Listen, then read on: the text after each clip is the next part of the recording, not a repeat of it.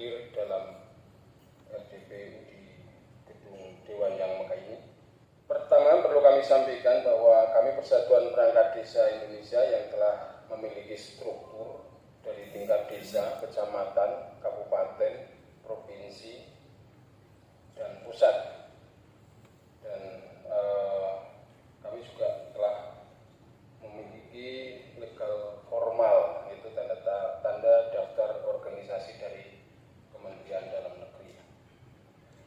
Bahwa kita sekarang mengetahui kepala desa dan perangkat desa itu sebagai pengelola keuangan dan sebagai penyelenggara pemerintahan. Perangkat desa melaksanakan tugas dan fungsi pemerintahan di tingkat desa. Tapi sampai saat ini, perangkat desa belum mempunyai status kepegawaian yang jelas.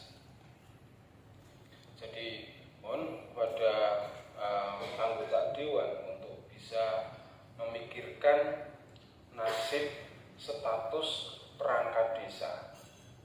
Karena sampai hari ini kita belum mempunyai status yang jelas, Pak. Tadi juga sudah disampaikan terkait dengan banyaknya pemberhentian perangkat desa di beberapa daerah.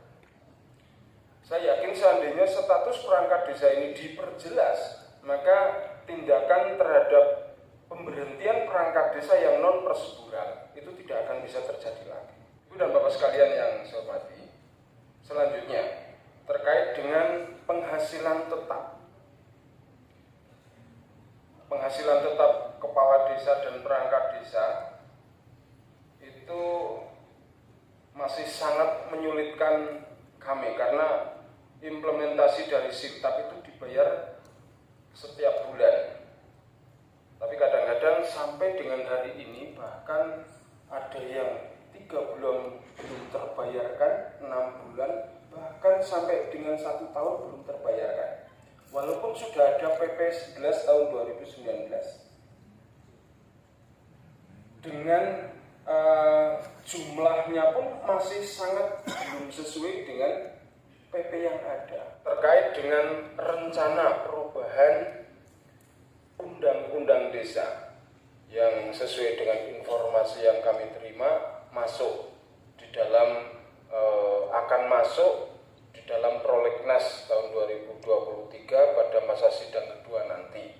Nah, mudah-mudahan kami berharap sekali karena memang sesuai dengan apa yang kami kaji selama ini, beberapa aturan, beberapa pasal perlu diadakan perubahan demi untuk meningkatkan baik terkait dengan status kepegawaian perangkat desa maupun penghasilan kepala desa dan perangkat desa itu sendiri. Sehingga nanti teman kami mungkin akan lebih menjabarkan terkait dengan usulan-usulan dalam rencana perubahan undang-undang desa itu. Dan kami nanti akan kami sampaikan usulan dari Persatuan Perangkat Desa Indonesia kepada pimpinan untuk nanti bisa diterima.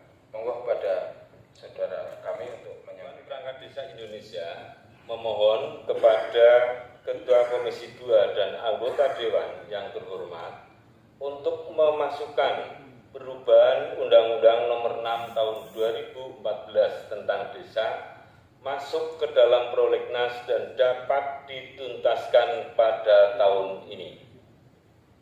Yang kedua, Persatuan Perangkat Desa Indonesia memohon kepada Pemerintah Republik Indonesia melalui Ketua Komisi 2 dan anggota Dewan yang terhormat agar dapat memberikan kejelasan status kepada kami Perangkat Desa Indonesia sebagai aparatur pemerintah desa dengan diterbitkannya Undang-Undang Aparatur Pemerintah Desa yang mengatur kejelasan status perangkat desa sebagaimana Undang-Undang tentang ASN.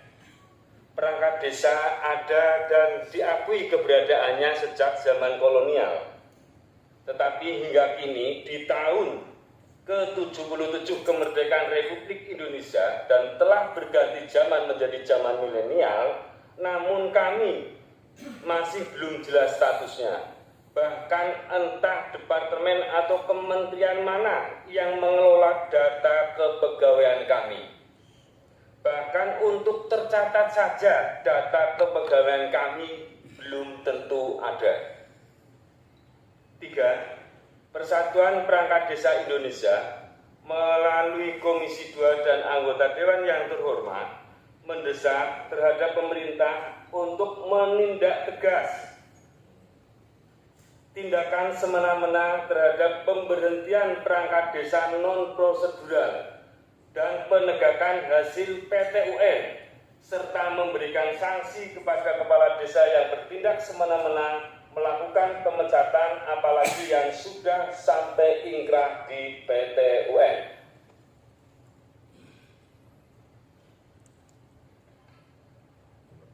Keempat, Persatuan Perangkat Desa Indonesia menolak dengan tegas ide yang mengusulkan masa kerja perangkat desa sama dengan masa kerja kepala desa.